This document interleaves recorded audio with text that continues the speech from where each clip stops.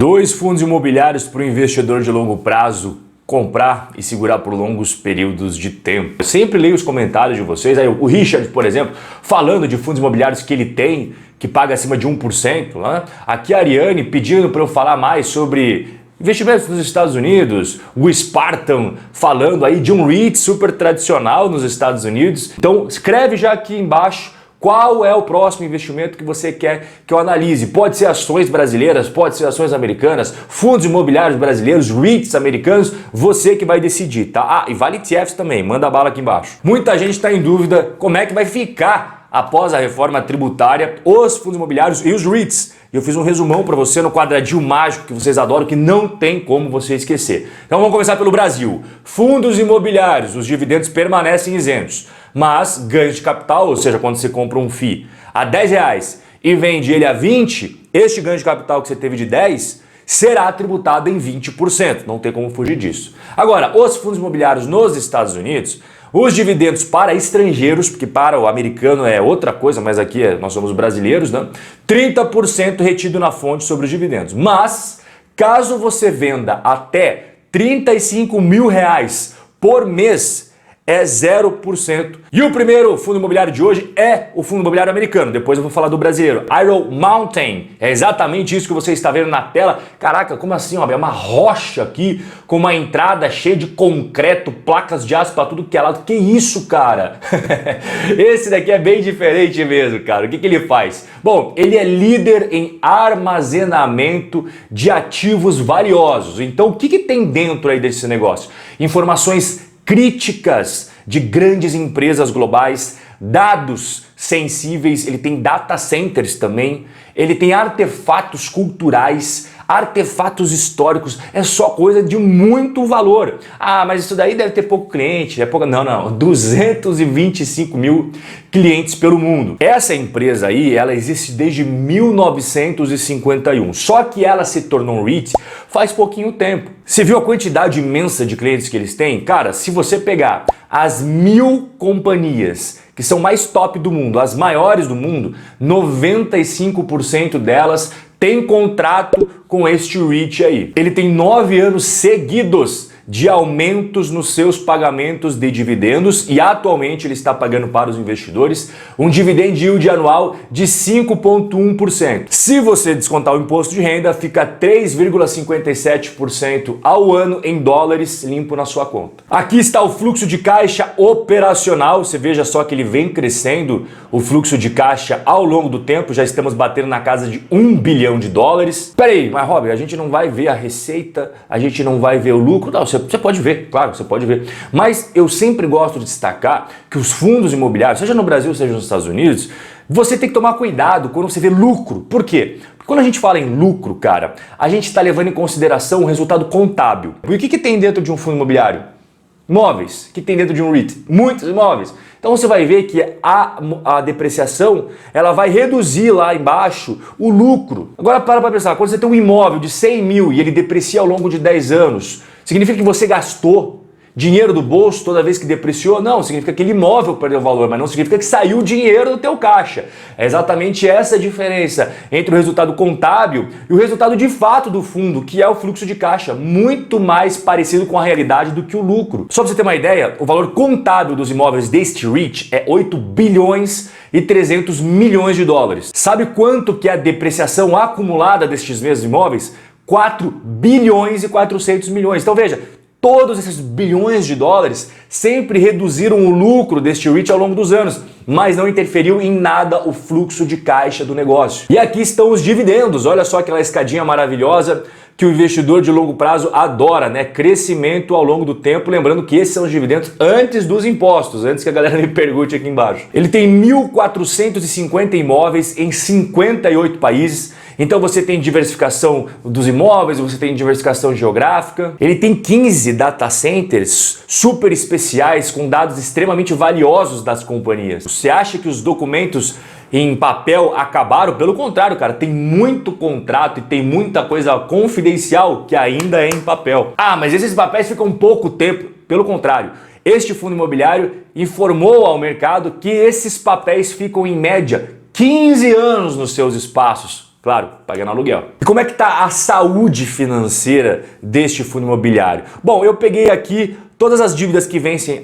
nos próximos 12 meses e também quanto que ele tem de dinheiro em caixa, equivalentes de caixa. Então ele tem 316 milhões em caixa e as dívidas que vão vencer no curto prazo, 106 milhões. Então a liquidez super tranquila aí, o custo de dívida, aí somando toda a dívida que ele tem, né? É 4,6% ao ano, é uma dívida bem tranquila e o prazo médio da dívida é de mais de 7 anos. Só que aqui cabe o destaque, se você for ver o quanto de dívida que ele tem ao longo do tempo, você vai ver que é bem elevado. Só que os fundos imobiliários americanos, eles têm sim dívida. E se você olhar eles com um olhar brasileiro, você vai achar que todos eles são ruins. Mas não é isso. Você tem que levar em consideração quanto que ele tem de liquidez ali no curto prazo para pagar as dívidas que vão vencer num período mais próximo e também a geração de caixa, que a gente viu o gráfico lá crescendo, que é dali que vai sair a grana para você ir rolando a dívida, pagando ela, contraindo novas dívidas para comprar novos imóveis e girando o negócio. É assim que funcionam os REITs.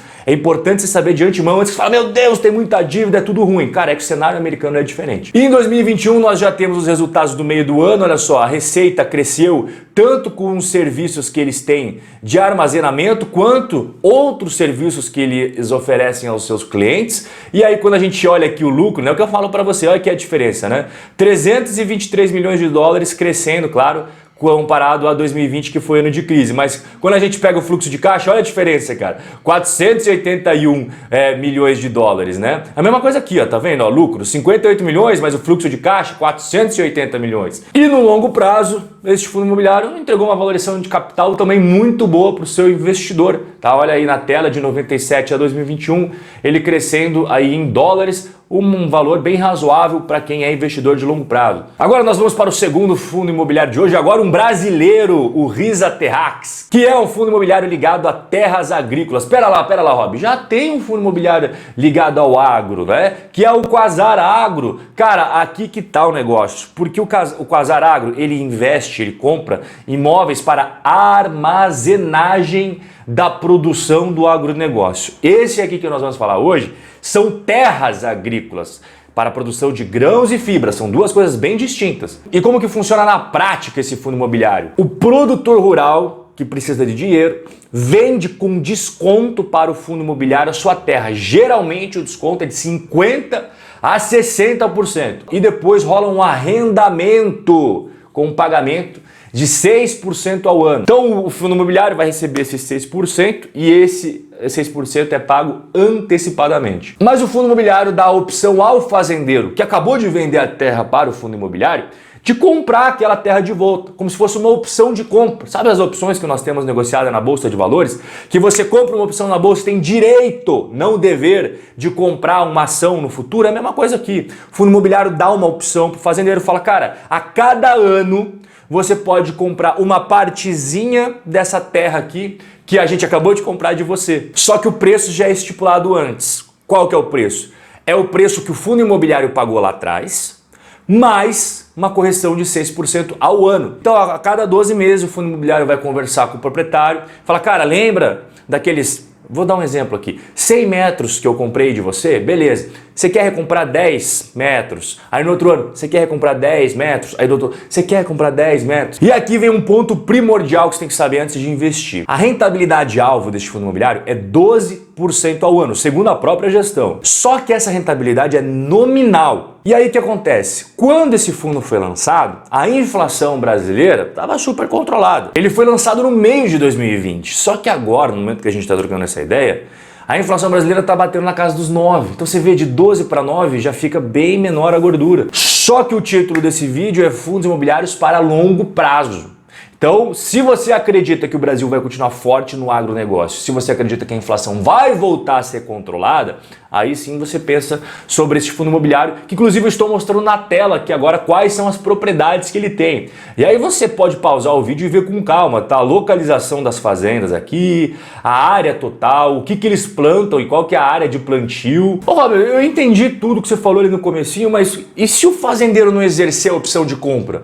E se ele não recomprar? Aí que tá, se ele não recomprar, o terreno vai ficar aí no portfólio deste fundo imobiliário, e aí o fundo imobiliário faz o que ele quiser. Aqui está o resultado desde o início desse fundo imobiliário à sua direita e aqui dos 6 meses iniciais de 2021. Então você vê aqui receita imobiliária, receita financeira e é claro, né, tem taxa de administração, tem taxa de performance e aqui o resultado que ele distribuiu aos seus investidores. Ele cobra uma taxa de administração de 1,25% ao ano e uma taxa de performance de 20% daquilo que exceder o benchmark. Qual que é o benchmark deles? CDI mais 2%. Então, o que exceder isso daí, eles pegam 20% de taxa de performance. E o dividend yield anualizado, líquido de impostos, no momento que eu estou gravando esse vídeo agora, é de 9,33% anualizado, tá? Não vai confundir com mensal, não. E o último dividendo foi de 90 centavos por cota. O pulo do gato deste fundo imobiliário aqui é que o FII, ele compra os imóveis desses fazendeiros pela metade do preço, né?